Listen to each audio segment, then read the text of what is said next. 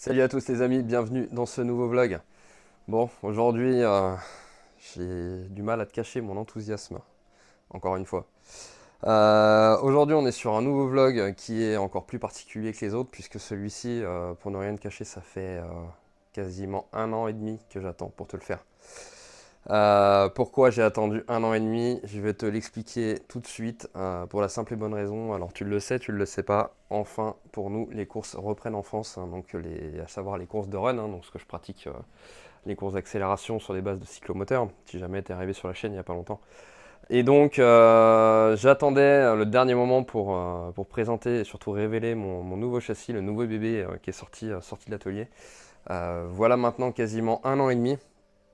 Et je me suis dit, hein, forcément, je vais vous faire partager ça en vidéo, hein, c'est quand même le but, donc voilà.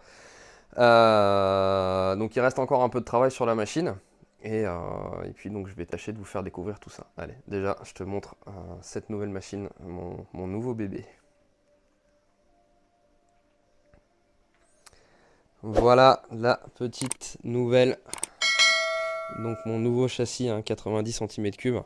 Donc pour ceux qui ont l'œil les plus aiguisés, hein, c'est donc un châssis de Derby Senda périmétrique, hein, si tu reconnais bien le cadre, hein, pour ceux qui cherchent, que j'ai entièrement donc modifié, hein, dans le but donc de gagner du poids et d'avoir une machine qui soit pour nous efficace, hein, pour faire du run. Donc grosso modo là-dessus, pour te dire un petit peu, donc on a bras oscillant entièrement sur mesure maison.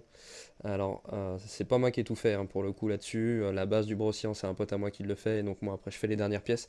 Alors quand j'ai les dernières pièces, hein, ça va être par exemple ça, tu vois, support de cale-pied avec la fixation du cale-pied. Même chose à côté ici pour le Diabolo.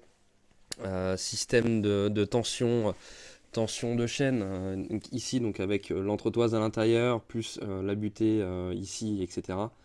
Ensuite, on passe de l'autre côté, donc même chose, hein, Diabolo, cale-pied, fixation du mètre-cylindre de frein, fixation juste en dessous ici, donc pour la patte d'étrier, hein, voilà, donc pour éviter que l'étrier tourne en même temps que la machine roule. Donc ça c'est uniquement pour la partie arrière. Avant d'aller un petit peu plus loin, je vais te dire aussi pourquoi ce sujet me tenait autant à cœur. En fait, moi j'ai travaillé pour développer des pièces à moi bien spécifiques, donc des pièces de châssis, hein, c'est pas des pièces moteurs, euh, et donc pensées essentiellement, enfin même exclusivement pour faire des machines de run. Alors voilà, hein, quand je te parle de pièces bien spécifiques et pensées exclusivement pour ça, je réponds en fait à une demande, hein, qui m'est faite de temps en temps, donc à savoir de pouvoir faire des pièces en alu pour gagner du poids sur les machines. Et donc tu le vois ici, donc j'ai fabriqué un système spécifique de boucle arrière, quasiment, je dis bien quasiment adaptable, hein, sur du derby périmétrique. Ça a été pensé pour ça, mais quand je dis quasiment, c'est que forcément il reste toujours un petit peu de choses à faire. Donc moi, c'est une pièce, hein, que je vais commercialiser, donc il y a ça. Avant de t'en parler un peu plus, on voit ici également un joli petit support moteur pensé dans la même optique, le même objectif des choses, hein. Donc voilà déjà pour ces deux pièces-là. Je t'en parlerai un petit peu plus tout à l'heure. Je continue à faire le tour de la machine. Donc après, hein, carénage type Honda RS 125, hein, beaucoup utilisé sur les runs, enfin pour faire les machines de run. En ce qui me concerne, moi c'est la toute première fois que je monte ça sur une de mes machines perso. Donc ça change un petit peu, et puis voilà, hein.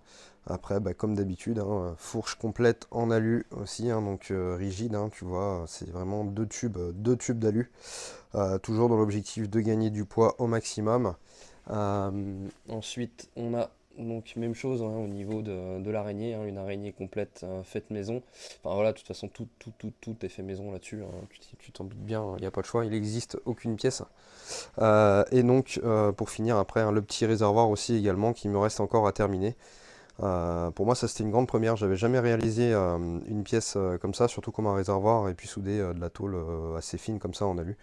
Donc, je suis plutôt satisfait de moi, même si pour ne rien te cacher là-dessus, J'ai dû m'y reprendre à 2 fois. Tu vois, les soudures sur les côtés sont repassées, et un petit peu ici aussi, enfin non, ici un peu moins. Mais pourquoi? Parce que j'ai voulu le faire tellement bien et tellement juste qu'en fait avec le bourrelet de soudure, mais il rentrait plus du tout dans le cadre. Donc je me suis retrouvé un petit peu comme un con pour le coup. Mais bon, voilà, le résultat est là. Donc maintenant là-dessus, il me reste à faire la sortie pour l'essence et puis raccorder tout ça avec le carburateur. Mais bon, tu te doutes bien, j'attendais que le moteur soit dedans. Donc là c'est chose faite, hein, puisque le moteur je viens juste de le terminer et il est posé juste là. Alors oui, à même le sol, hein, c'est normal puisqu'il était un peu gras en sortant du banc, donc je lui ai fait prendre une bonne douche de nettoyant frein. Donc ça c'est pareil, voilà, donc c'est mon nouveau moteur pour la saison. Donc un joli petit 90 tout fast, hein. Bon après tout ce qu'il y a de plus standard. On va pas s'éterniser dessus. Voilà pour tout ça. Donc maintenant, je vais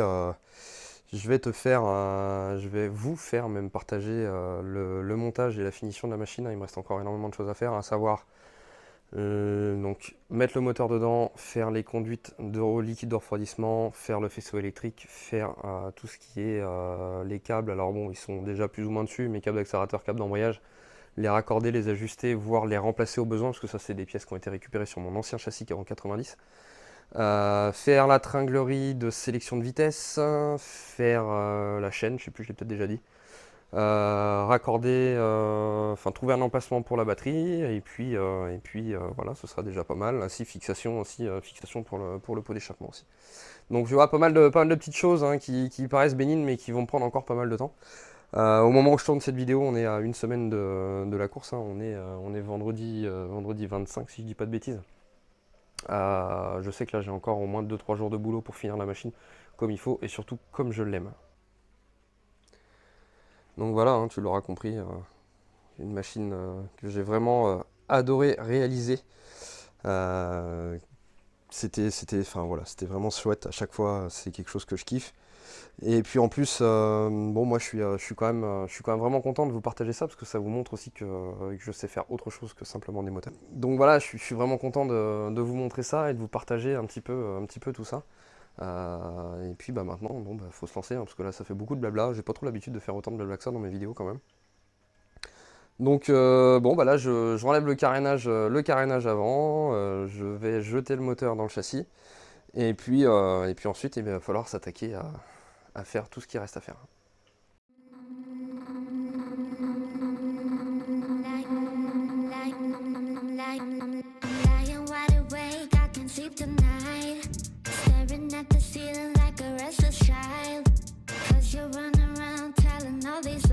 You're telling all these lies, boy. You said you needed space, but you're out right now, drinking with your friends, having a good time. But when you're feeling lonely, you come back around. You come back around. Oh. I'm done picking up your pieces. I'm done healing all your scars. You say we're done, but then next morning you regret what you said, honey. Here we go again. You tell me we're just friends, but then you call me feeling sorry for yourself. You want me back and tell me that you need my help. Here we go again. So tell me. Bon, les choses avancent, hein. J'ai déjà fait moi tout le circuit de flotte avec donc la fixation enfin la fixation n'importe quoi. L'implantation de la pompe à eau électrique, je vais y arriver un moment quand même, hein. Je te montre ça un petit peu. Hop. Alors. Donc voilà, pompe à eau électrique, hein, qui est juste là. Donc raccordé au cylindre ici. Raccordé au niveau de mon radiateur juste là. Et puis voilà quoi, hein. Donc entre les deux, hein, si tu vois ce capteur là, hop, je vais y arriver. Si tu vois donc ce capteur là, hein, ça c'est son de température de flotte. Tout simple. Et donc ensuite, hop, idem ici, passage de flotte également, hein, pour le retour du radiateur. Si tu m'as vu remettre le... Hop, je vais y arriver. Voilà. Si tu m'as vu remettre le carénage, hein, c'est normal puisque donc mon carénage vient se fixer en plus de chaque côté de mon radiateur, donc il fallait que je passe le radiateur au bon endroit et forcément que je coupe la durite à la bonne longueur, c'est mieux, ça aide. Voilà, allez, je continue. Bon, j'ai encore avancé un petit peu. Alors tu vois, je suis venu placer donc le boîtier CDI ici hein, sur un scratch. Tac, comme ça tu vois, une espèce de gros scratch bien rigide. Donc ça c'est nickel. Je voulais éviter de percer en fait, hein, ça m'arrangeait autant. Donc voilà, bon il me reste forcément un câble de masse à aller brancher, etc. Donc tout ça ce sera au niveau de la partie faisceau. Et je suis venu donc placer la bobine haute tension de l'autre côté.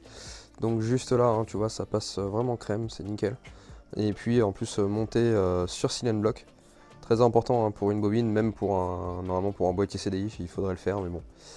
Là avec les scratchs déjà, ça va déjà amortir un petit peu. Et donc forcément, hein, je suis venu rajouter une tresse de masse en plus, hein, puisque bon, la bobine n'étant plus à la masse due au silent block, donc voilà. Je suis venu lui mettre aussi le câble d'embrayage. Voilà, hein, tout ce qu'il y a de plus basique. Et il y a encore pas mal de choses à faire. Hein. Ça prend du temps, mine de rien, tout ça. Je me suis pas mal creusé la tête pour voir comment j'allais disposer bobine et CDI. Mine de rien, ça paraît tout bête, mais pour faire ça de façon intelligente et propre, bah, toujours, ça occupe, forcément. Donc là, maintenant, il est 22h16 exactement. Je vais arrêter là pour ce soir, je continuerai demain. Il y a encore beaucoup de choses à faire, hein. Purge des freins, chaîne, tringlerie de boîte, le shifter à poser, faisceau électrique, poser l'échappement. Alors l'échappement lui va bien passer, mais il faut que je fasse une fixation à la fin du pot d'échappement au niveau de la cartouche. Le câble de gaz, bon lui il est déjà dessus, à voir si je le récupère ou pas. Après il faut implanter la batterie et surtout il va falloir que je fasse une modif sur le réservoir parce que j'avais pas pensé à ça. Alors, je vais te montrer en direct, tu vas voir le truc un peu à la con. Hop, alors je viens le poser, attends, à une main c'est pas simple, voilà.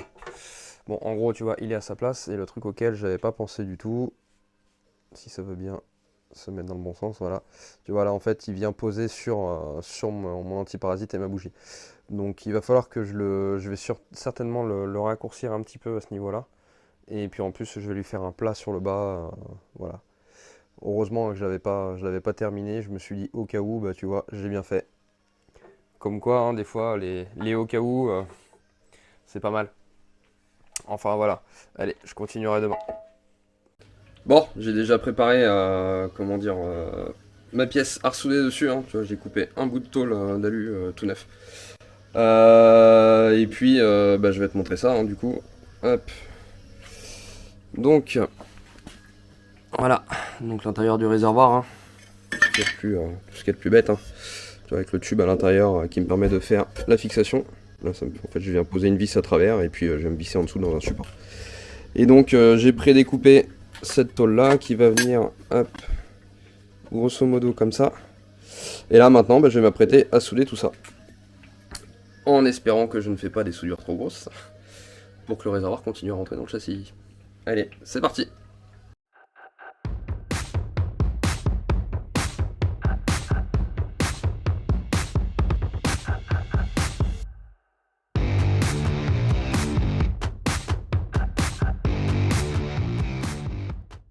Bon, là les amis, je suis pas peu fier de moi, c'est plutôt pas mal. Ça fait des belles petites soudures. Merci aux copains qui se reconnaîtront et qui m'ont donné quelques conseils encore au niveau des réglages du poste, parce que là vraiment ça m'a bien aidé à faire une soudure plutôt fine et sans beaucoup de métal d'apport, hein. Si t'as bien vu, j'en ai quasiment pas mis. Donc voilà, je suis plutôt content de moi.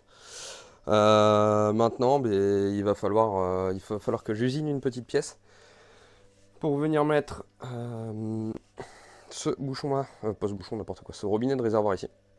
Donc je vais usiner une pièce que je vais placer de façon légèrement inclinée dans l'angle du réservoir, hein. Ce sera approximativement par là, par là ou en face, je sais pas trop, je vais voir. Et avec un simple taraudage dedans, et puis bah, pour cette partie là ce sera terminé. Et là, tu vois, je viens de me prendre un bout de rond en alu, soudable, hein, je précise. Pourquoi je te dis ça? Simplement parce que tous les alus ne sont pas soudables, contrairement à ce qu'on peut croire, hein. Il y en a qui tout se soudent, mais ils sont cassants en réalité. Bref, donc là, un bout de rond en 20, Je vais juste lui dresser la face, lui giner légèrement l'extérieur histoire qu'il soit propre. Ensuite, je lui fais un trou de 10 à l'intérieur et puis mon filetage de façon à pouvoir venir mettre ma pièce dedans. Faut que je regarde à peu près quelle longueur je vais faire, mais bon, je sais pas trop, je ferai ça après. Allez, on y va.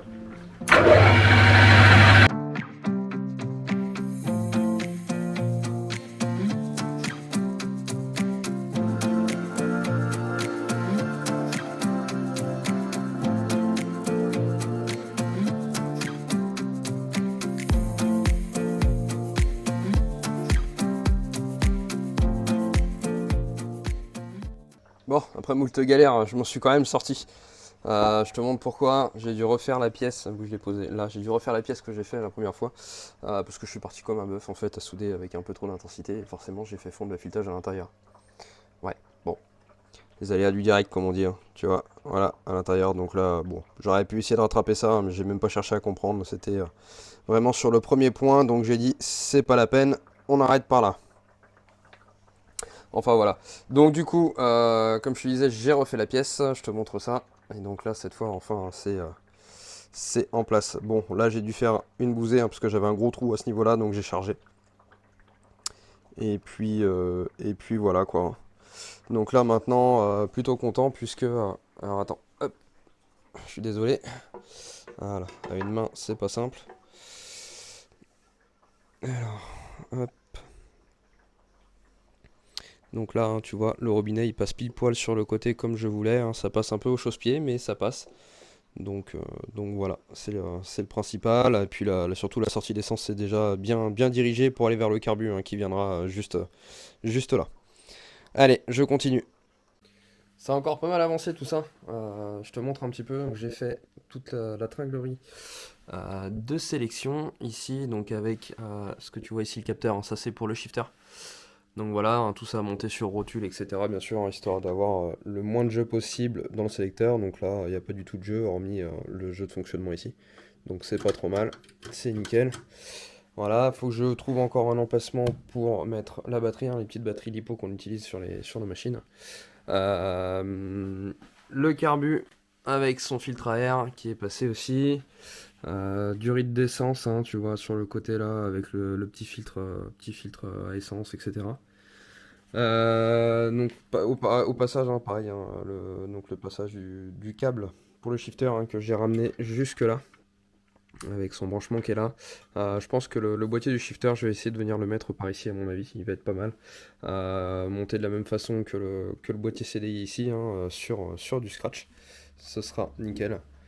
Donc voilà, déjà pour ça, ça m'aura déjà pas mal occupé. Qu'est-ce que j'ai fait d'autre encore? Non, ben là c'est à peu près tout. Hein, ouais, c'est déjà tout pour aujourd'hui. Bon, en sachant que j'ai dû refaire un câble de gaz, etc. Hein, tout ça c'est pareil. Petites choses, plein de petites choses, mais qui prennent énormément de temps. Mais bon, ça va, là j'en vois la fin quand même. J'ai enfin trouvé où je vais mettre et surtout comment je vais mettre la batterie. Ça a été un long moment de réflexion parce que je voulais que ce soit simple, facile, accessible et puis essayer de planquer la batterie au mieux. Donc ça laisse pas 36 000 possibilités. Bref, je te montre et en même temps ça va te permettre de découvrir mon système de boucle arrière. Alors, on regarde. Donc là tu vois hein, toute la boucle arrière sans la coque.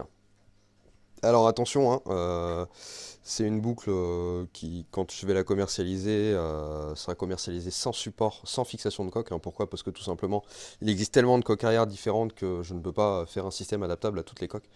Donc en gros, la boucle arrière sera composée des deux tôles de chaque côté ici. Les pattes en acier de fixation qui sont livrées donc droites. Après, libre à toi de les plier comme tu veux pour les fixer, pour pouvoir fixer la boucle arrière comme tu veux, avec la visserie bien sûr. Le X de renfort juste là.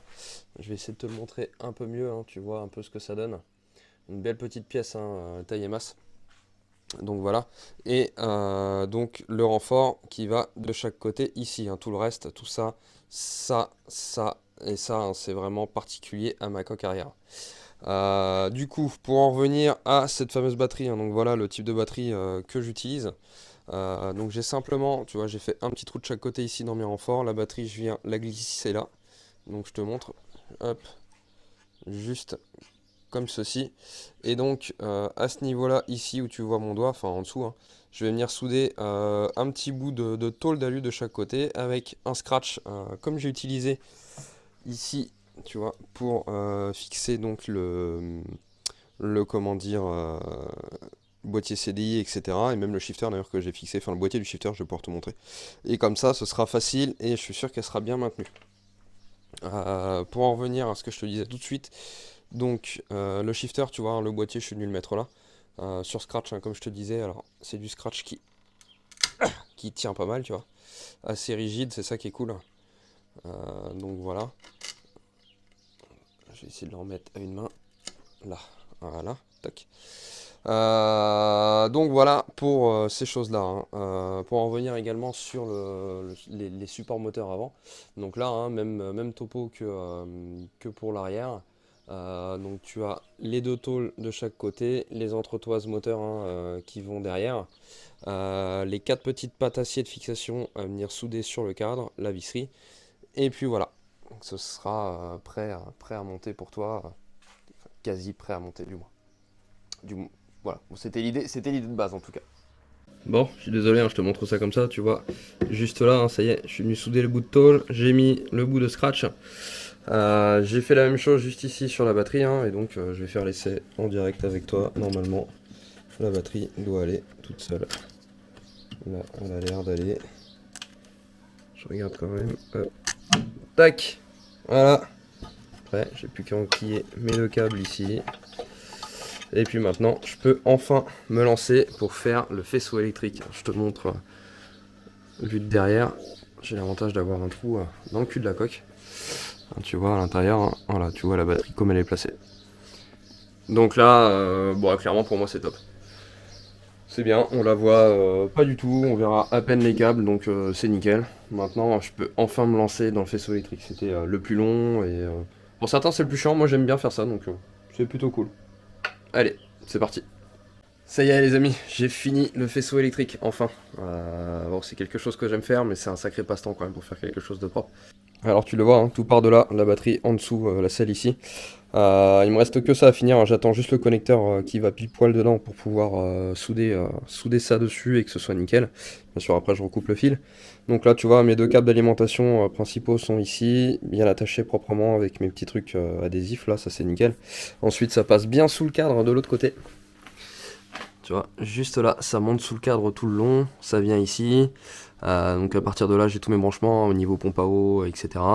Ensuite, ça continue jusque là, ça vient alimenter ce petit boîtier là. Alors ça, hein, tu peux peut-être te demander ce que c'est, je te montre, c'est un voltmètre. Alors ça va faire un peu de bruit, c'est normal, parce que j'ai pas d'eau dans mon circuit d'eau, donc la pompe à eau, elle fait un bruit chelou. Voilà, tu vois ce que ça donne, je vais débrancher la pompe. Hop, voilà. Tac, donc voilà, hein, super intéressant, surtout avec les batteries LiPo qu'on utilise, hein, il faut pas qu'elle descende en dessous un certain voltage, sinon elle dégage.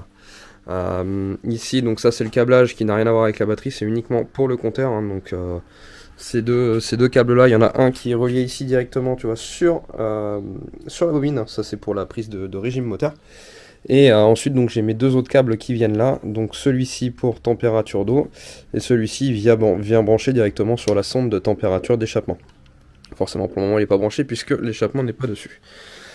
Donc voilà pour ça, et de l'autre côté pareil, hein, donc le shifter qui est en place, qui est connecté, tu vois, tac, ça s'allume, impeccable, et quand je viens appuyer donc sur le sélecteur, voilà, tu vas voir.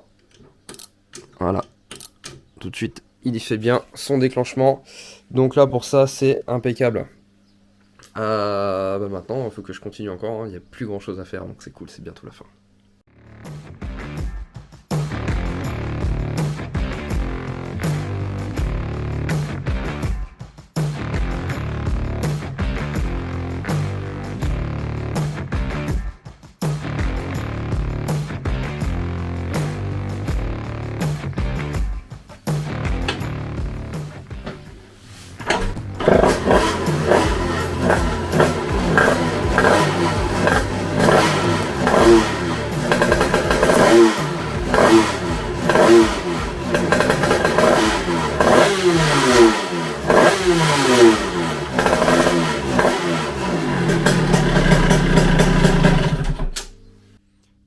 Ça y est, les amis, c'est le moment tant attendu pour moi. Enfin, la machine est complète, prête à rouler, prête à fonctionner. Elle est, pour ainsi dire, finie, hein, à quelques babioles près. En l'occurrence, ça. Hein. J'attends toujours mon connecteur qui devrait arriver ce soir, mais bon, j'aurai pas le temps de te finir la vidéo là-dessus, donc tant pis. Bon, encore beaucoup de petites choses hein, qui ont été faites sur la machine. En l'occurrence, je sais pas si tu le vois, mais tu vois devant, ici, ça se voit un petit peu moins de ce côté-là, on le voit de l'autre côté. Hein, la petite flasque de roue que je suis venu mettre, hein, tout simplement parce que le pneu, la roue avant et le pneu en fait en eux-mêmes sont tellement bas qu'on est obligé de rajouter ça hein, pour pouvoir déclencher les cellules de chrono sur les départs. Également le freinage des vis, hein, tu vois, avec les fils torsadés qui passent dedans, ces petites choses-là. Qu'est-ce que j'ai terminé encore que je t'ai pas montré bon, bah, le chouette cache-allumage hein, by UR Product, hein, mon collègue qui fait les cache-allumages en impression 3D. La chaîne également qui est en place, hein, une belle longueur de chaîne, hein, forcément, il en faut deux pour faire une, mais en réalité c'est une un quart à peu près. Ça, j'ai fait également les deux durites que tu vois là sur le bras oscillant à ce niveau-là. Hein, donc ça, c'est les durites de récupération de trop-plein. Obligatoire, hein, pareil, nous, pour les machines de course. Et avec juste à côté la vis BTR que tu vois. En fait, c'est simplement pour faire un trou, pour faire une mise à l'air libre, quelque chose de propre. Donc en réalité, la vis, tu vois, elle est percée dans son milieu. Et du coup, c'est cette pièce-là du bras oscillant qui me sert de récupérateur de liquide. Qu'est-ce qu'il y a eu d'autre bon, j'ai mis deux petits bouts de durite au bout des tendeurs de chaîne là, hein, pour protéger un petit peu, éviter de se taper les pieds dedans. Alors ouais, je sais bien, ça fait un peu dégueulasse, mais je suis obligé de laisser cette longueur-là, hein, étant donné que tu vois bien ici, j'ai énormément de marge pour tendre ou détendre la chaîne. Et surtout pour allonger ou raccourcir la moto, c'était le gros de l'idée. Donc voilà pour ça. J'ai énormément galéré, alors je te l'ai pas montré en vidéo, hein, mais j'ai pété les plombs un petit peu là-dessus. Le frein arrière, je sais pas pourquoi, quand je l'ai démonté de l'ancienne moto, il fonctionnait très bien, et là, impossible de le purger, j'ai dû changer 2 fois de mètre cylindre en réalité. Donc celui-là, il est un petit peu mangé, c'est dommage, mais bon, j'ai pas le choix, c'est ça ou pas de frein. Donc voilà pour ça. Quoi d'autre hein, bon bah tu l'as vu par toi-même, hein. De toute façon j'ai monté tous les carénages de façon définitive avec encore une fois les jolies petites rondelles anodisées orange avec les vis FHC pour ceux qui se demandent, hein. Donc c'est des vis à tête fraisée qu'on appelle ça. Voilà pour ça. Et puis bon bah, si les poignées aussi hein, que j'avais depuis longtemps mais que j'avais toujours pas monté. Donc ça finit pas mal la machine, je suis plutôt content.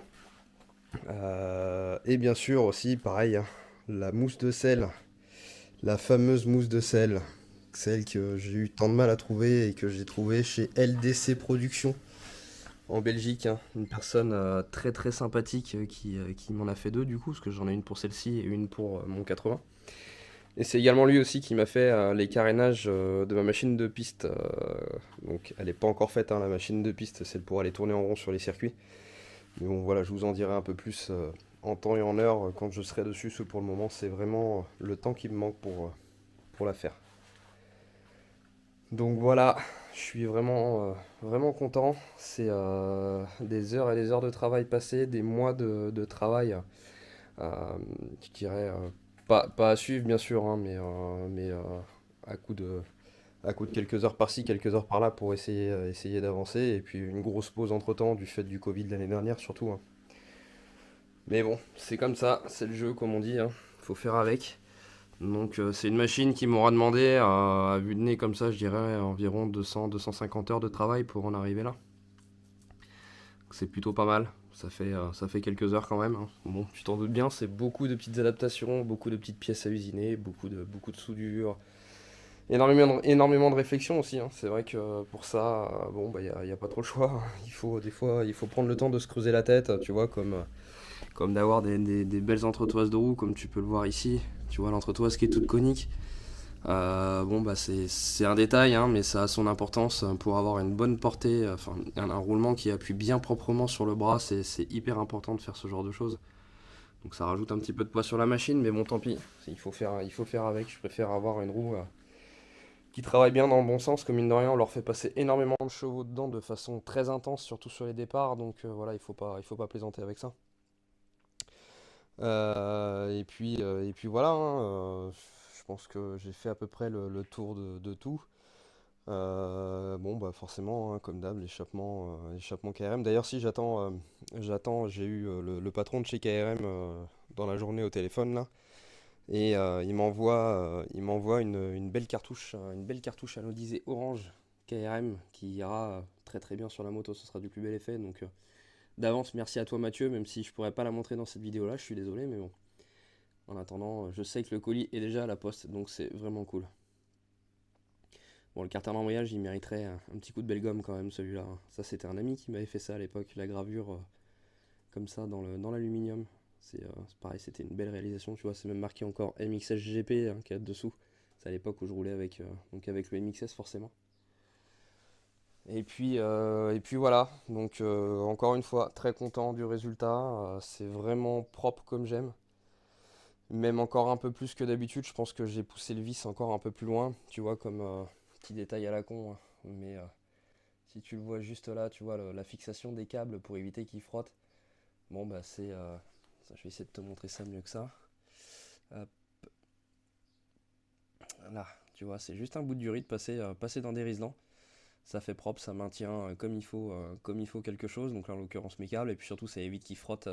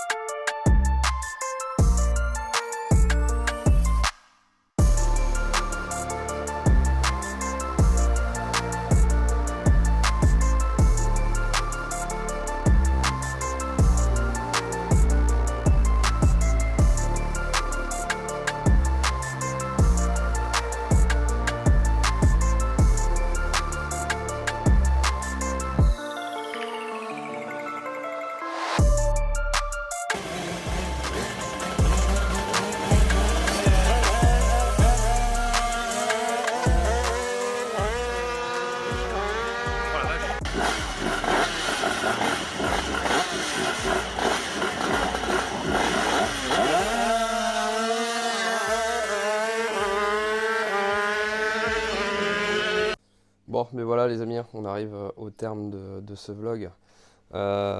J'essaierai de vous terminer la vidéo avec un run ou deux de la machine sur place, arrivé sur la piste, mais je te cache pas que c'est un peu compromis. Je viens de regarder la météo et ça casse les pieds, comme on dit, pour rester poli. Vraiment, ça fait vraiment chier quoi. Donc bon, on verra. Je pense que ça va être une grande séance de patinage artistique ce week-end. J'allais l'oublier au passage, hein. Il était bien caché dans le tube de fourche, hein. Le petit coupe-circuit KRM aussi, hein, qui m'avait envoyé maintenant, c'était début d'année dernière. Forcément, encore une fois, avec le Covid, hein, je les avais pas, enfin, je l'avais pas monté, donc là, c'est en place, c'est pareil, ça fait bien plaisir. Donc encore une fois, merci KRM, hein, c'est vachement cool. En attendant, je vous dis à bientôt. J'espère vraiment que cette vidéo vous aura plu. J'essaie de vous montrer quelque chose de très différent d'habitude, donc là, c'est vraiment pour moi une vidéo très importante parce que ça montre que je peux faire autre chose que des moteurs, même si ce genre de choses je le fais généralement que pour moi, puisque c'est difficilement quantifiable et c'est difficile de mettre un tarif sur ce genre de truc. C'est tellement de travail, je dirais de recherche personnelle, de réflexion, etc. que voilà, tu peux pas vraiment quantifier ça quoi. Enfin bref. Donc j'espère que ça vous fera aussi plaisir qu'à moi. Et en attendant, surtout n'oubliez pas, hein, likez, partagez, abonnez-vous. C'est un peu grâce à vous aussi que j'essaie de me donner autant de mal pour avoir des machines très très bien finies et aussi propres. Donc rendez-moi l'appareil. Allez, à bientôt. Ciao ciao.